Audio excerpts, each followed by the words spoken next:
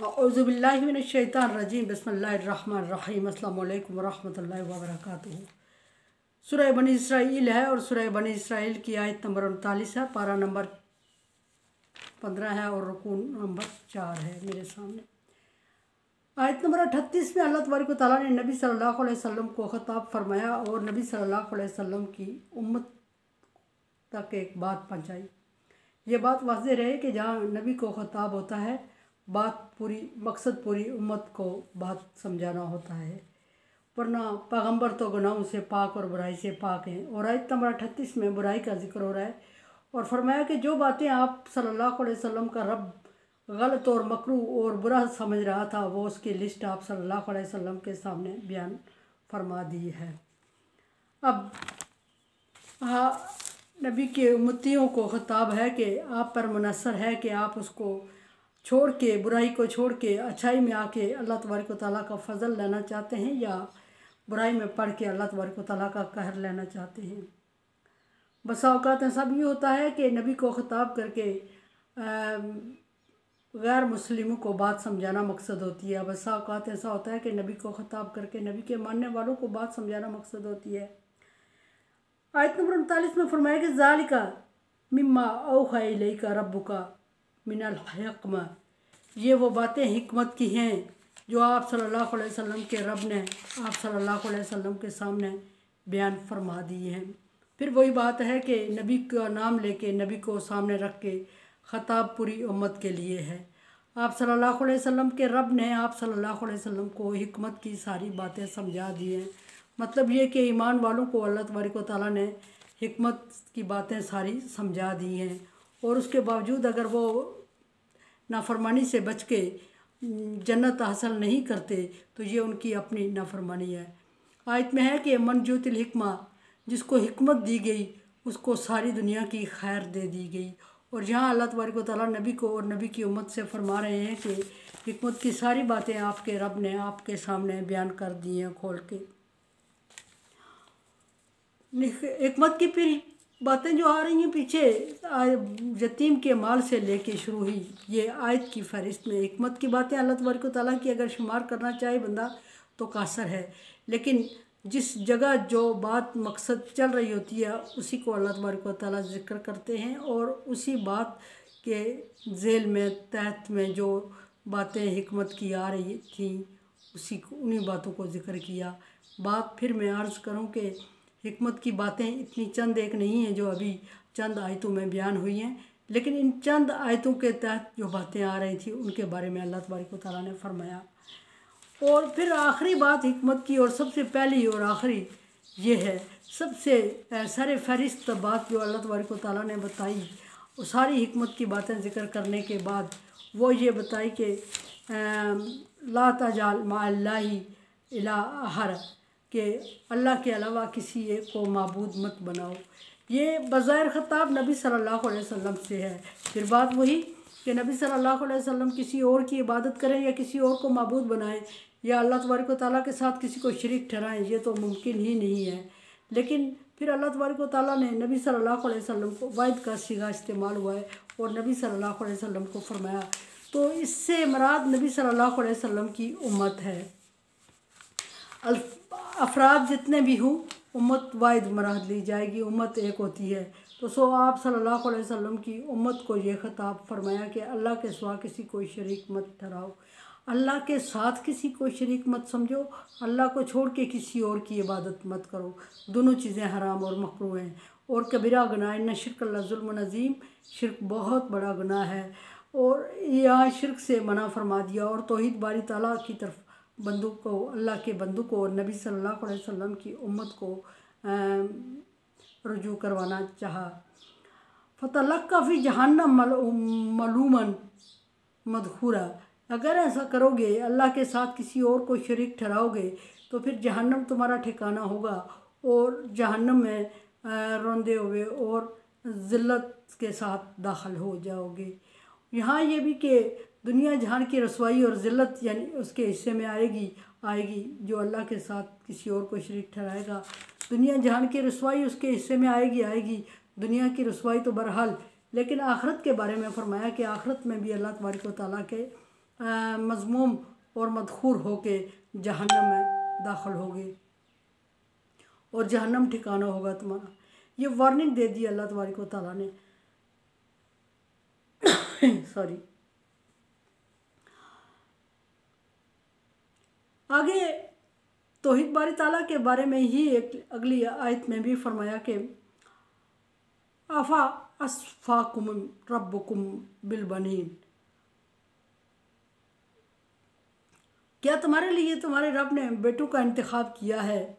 ये अहले मक्का की बहुत बड़ी शिरक था, जो कि एक बुराई भी थी जिसको ज़िक्र किया गया, और वो ये बुराई थी कि अहले मक्का बच्चियों को ज़िंदा दरगो कर लेते थे, पैदा होते ही उनको दफना दिया जाता था।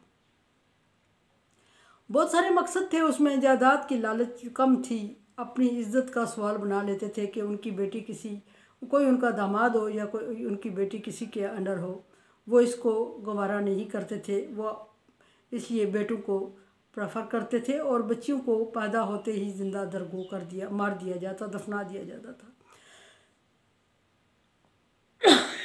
सॉरी। और अपने लिए बेटों का इंतखाब करते थे, और फिर ये कि फरिश्तों को अल्लाह की बेटियां समझते थे।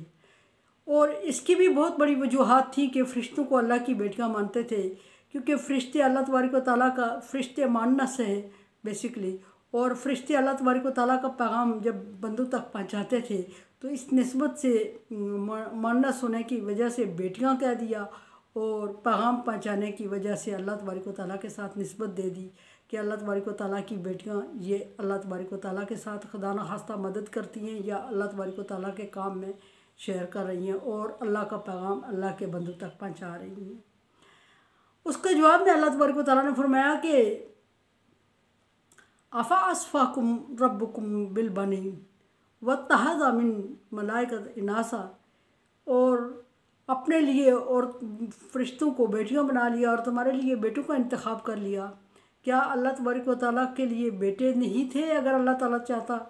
और फिर अल्लाह तबारक व तआला ने अपने आप को इन लवाज़मात से पाक करार देते हुए फरमाया कुल हुवल्लाहु अहद, ये नहीं उस्समद। आगे अल्लाह तबारक व तआला ने फरमा दिया उस्समद, ये नहीं कि अल्लाह तबारक व तआला की औलाद नहीं है, फरमाया कि अल्लाह का कोई ना बाप है ना बेटा है।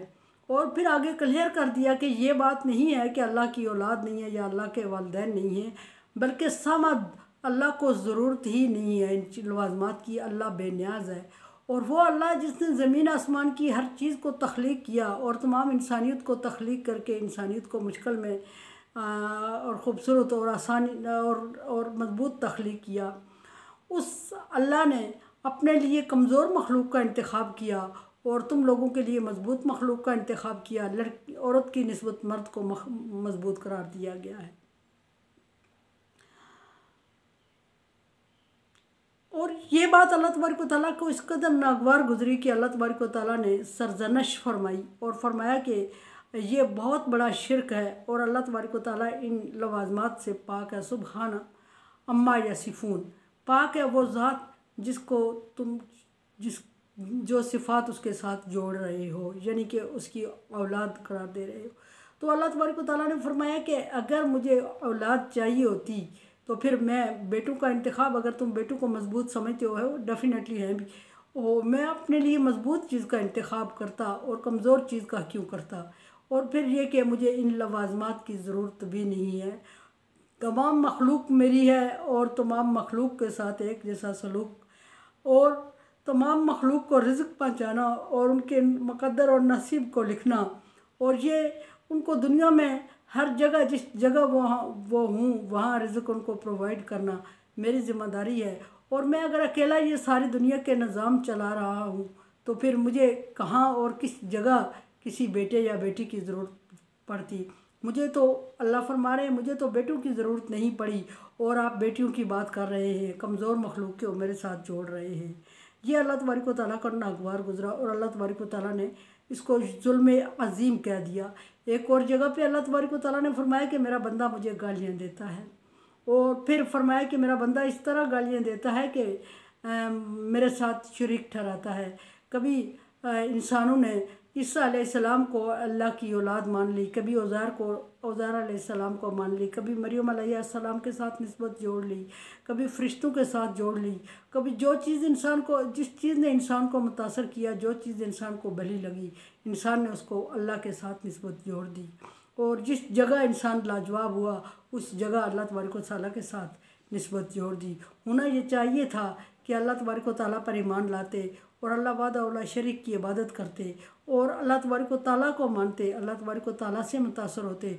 वो अल्लाह की बनाई हुई मखलूक से मुतासर हुए और अल्लाह के साथ ज़्यादती कर बैठे, शिरक कर बैठे और अल्लाह तबारक व तआला को सख्त नागवार गुजरी ये बात।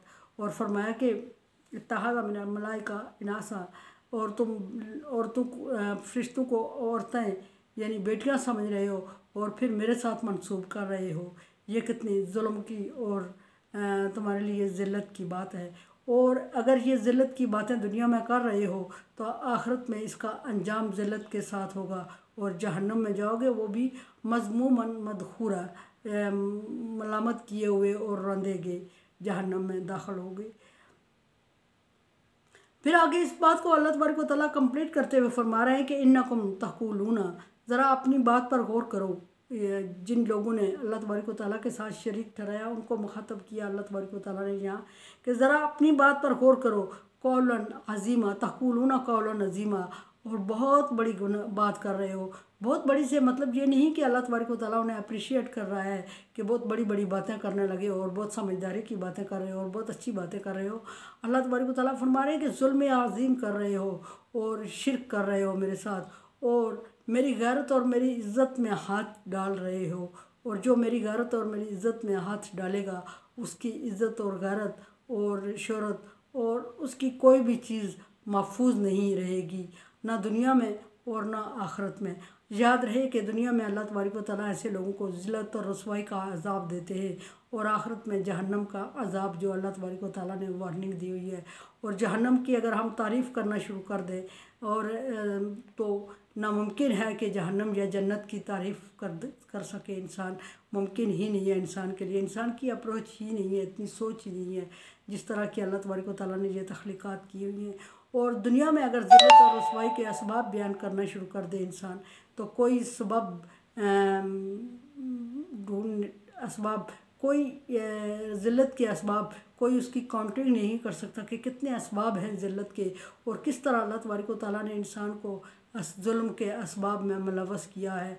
वो कर देता है जब वो चाहता है तो, और जब चाहता है तो बचा देता है। और जब वो चाहता है, जब हम इंसान उसके साथ शिरक नहीं करता तो वो बड़ी बड़ी मुश्किलात से इंसान को बरी कर देता है। और जब इंसान शिरक जैसी बुराई में मुलव्वस हो जाता है तो कहाँ से सबब बनाता है और इंसान की तबाही का, बर्बादी के असबाब बनते हैं और इंसान को ज़िल्लत और रसवाई से तबाह करता है और आखिरत में शदीद अज़ाब की तरफ। मेरे चैनल को सब्सक्राइब कर रहे हैं, थैंक यू सो मच। और चैनल को सब्सक्राइब और शेयर करके मेरे साथ तावन करें।